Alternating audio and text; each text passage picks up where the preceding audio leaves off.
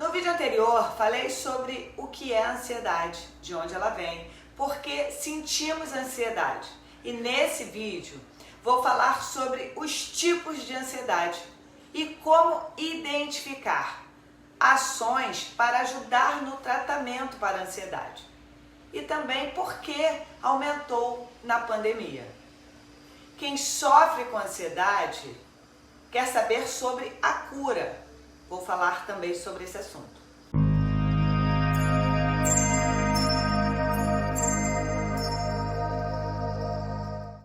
Vou começar pelos tipos de ansiedade.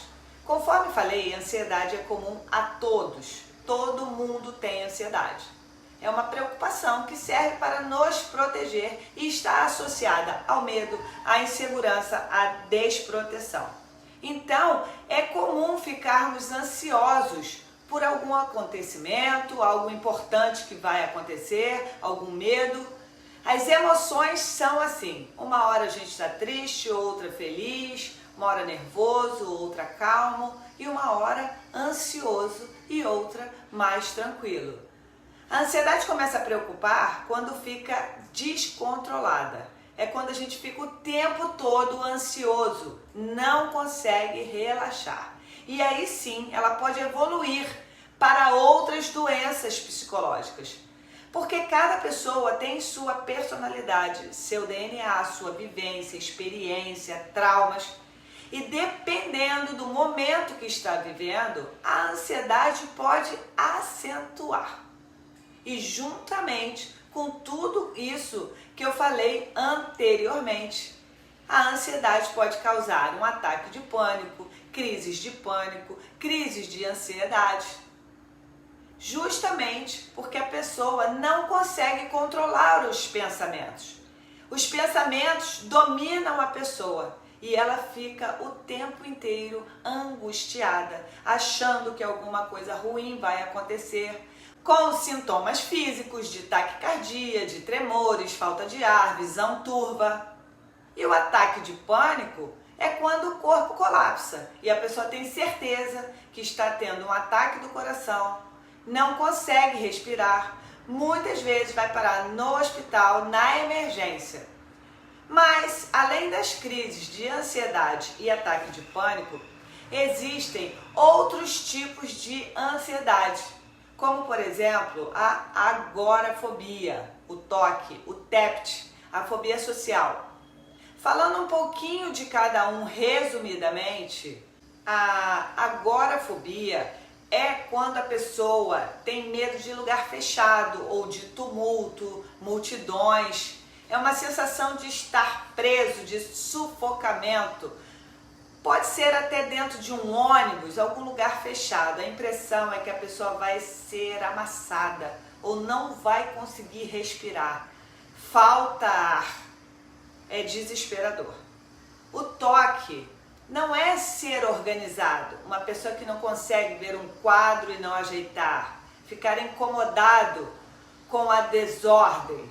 São pensamentos obsessivos e que levam a atos compulsivos. Então a pessoa não consegue pensar em outra coisa e tem a necessidade de uma ação para aliviar esse pensamento. Por exemplo, a pessoa fica com um pensamento obsessivo que a mão está suja e ela precisa lavar a mão para tirar essa sujeira. Ela acaba de lavar a mão, vem o pensamento novamente que a mão está suja, mas ela acabou de lavar, então ela vai lá e lava a mão novamente.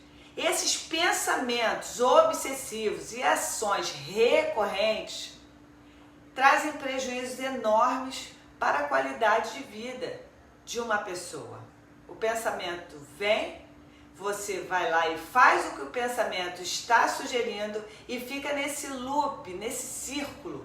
Vem o pensamento, em seguida o pensamento te induz a fazer uma ação, a pessoa faz a ação e não consegue não pensar, tirar esse pensamento da cabeça.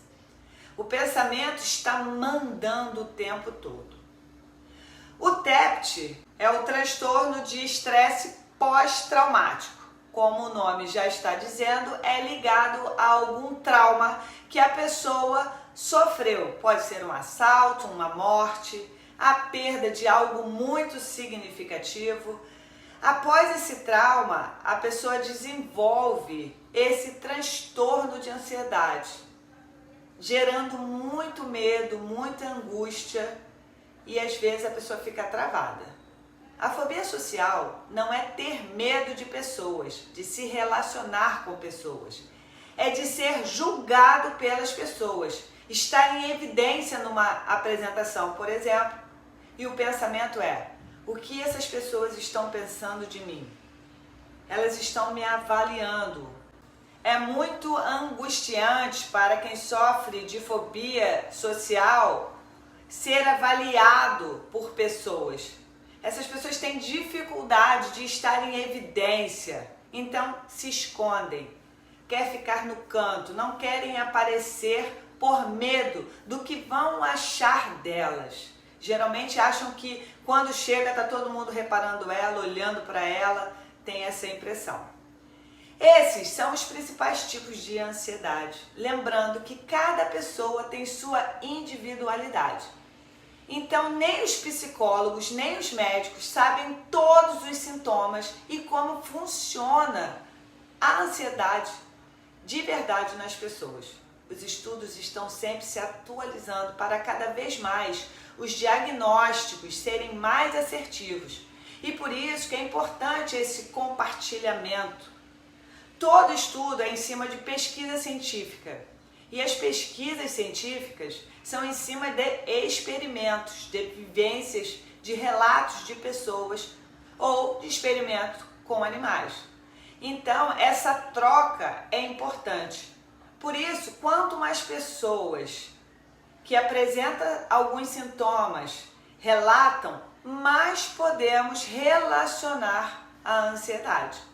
Essa é a importância do autoconhecimento para identificar como a ansiedade fora do controle se apresenta em cada um de nós, porque cada um reage de uma forma.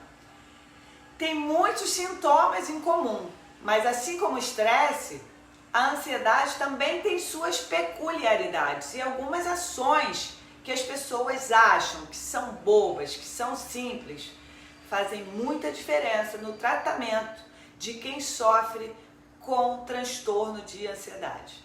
A começar pelo relaxamento. A maioria das pessoas que sofrem de ansiedade são muito aceleradas.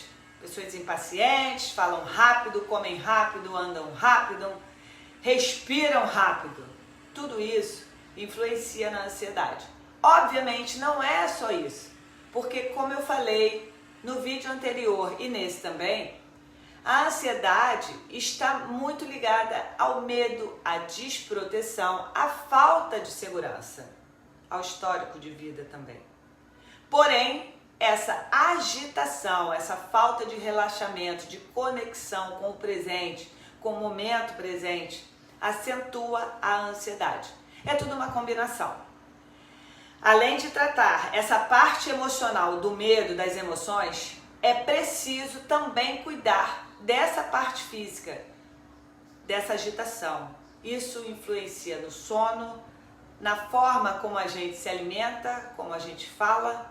Então, a gente precisa relaxar mais para poder ter consciência do emocional, para sair do piloto automático. Acorda, escova os dentes, lava o rosto, sai para trabalhar, chega no trabalho e não sabe nem como chegou. Está no piloto automático.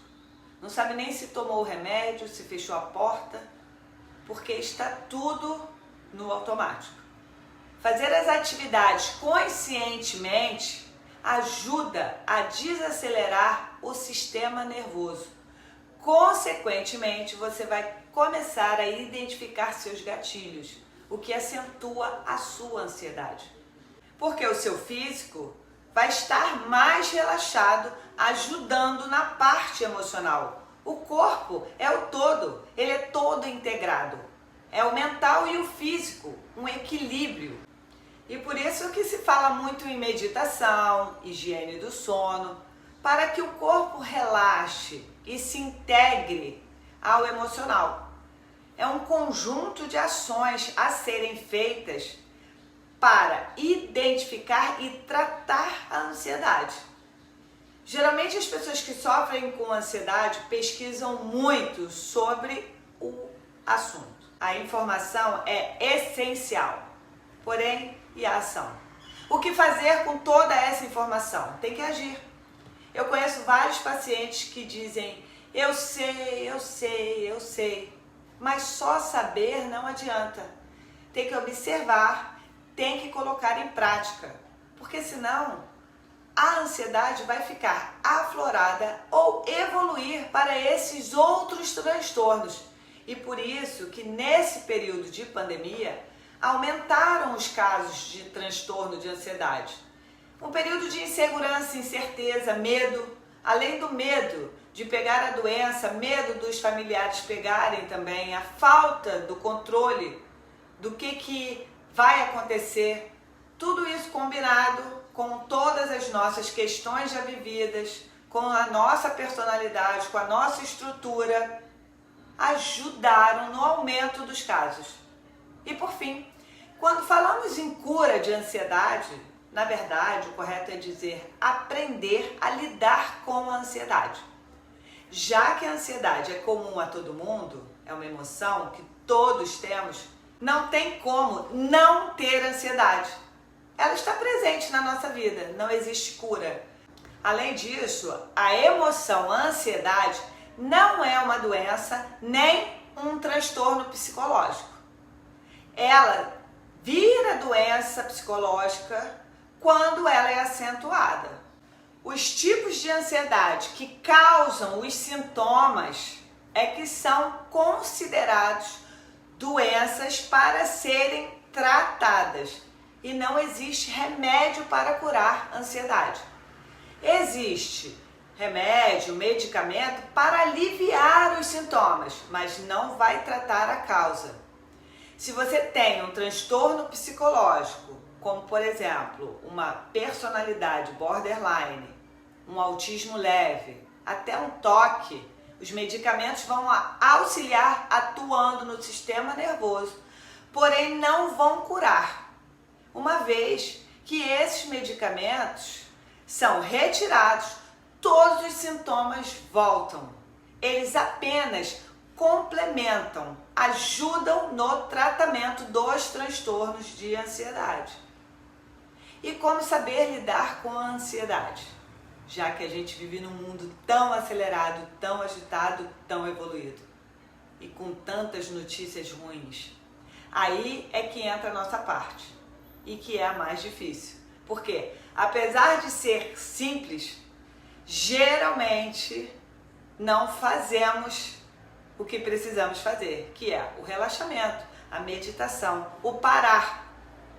Parar para se ouvir, se questionar, olhar o seu comportamento, analisar sua trajetória de vida, entender o seu funcionamento, os seus gatilhos, a sua dinâmica, os seus limites, se conectar com o momento presente. E isso quer dizer comer sem olhar no celular, sem fazer outra atividade ao mesmo tempo, fazer uma coisa de cada vez, evitar a procrastinação, administrar melhor seu tempo, se perceber, entender o que está acontecendo com você. O corpo se comunica o tempo todo, ele vai dando sinais, a gente que não dá atenção a ele. Bom, chegamos ao final desse vídeo, espero que tenham gostado, aproveitem, coloquem em prática. Vou deixar meus contatos caso tenham interesse em conhecer um pouco mais do meu trabalho.